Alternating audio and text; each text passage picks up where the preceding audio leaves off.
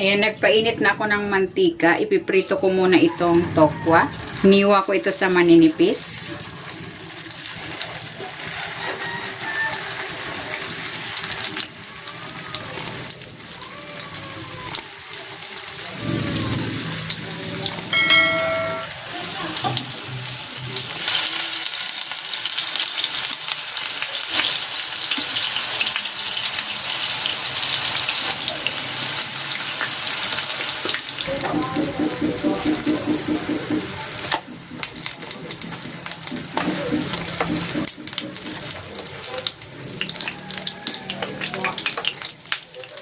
Ayan, isasalang ko naman itong 2 latang tuna para matuyo yung extra tubig nito.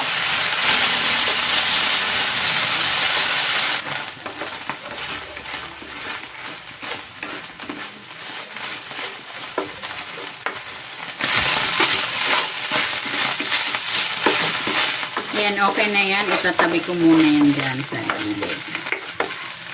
Maglalagay na ako ng butter.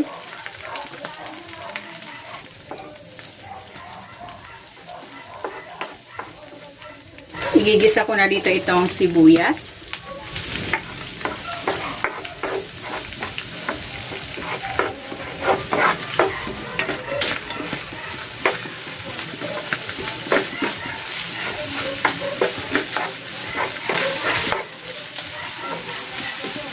Ilalagay ko na dito itong tokwa. Ayan, hiniwa ko yan sa maliliit.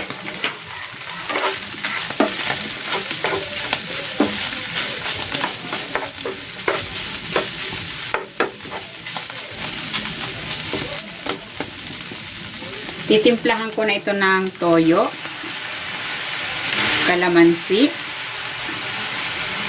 at ng paminta. Maglalagay din ako ng Knorr seasoning.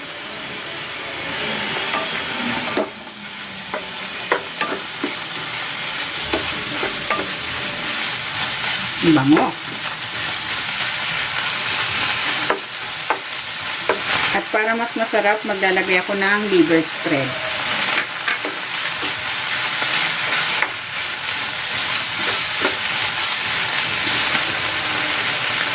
Ilalagay ko na dito itong siling green at ang siling labuyo.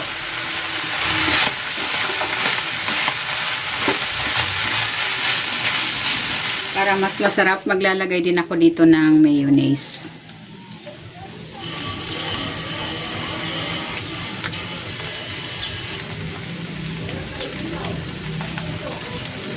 Ayan, luto na itong tuna and tokwa sisig. Hahanguin ko na ito.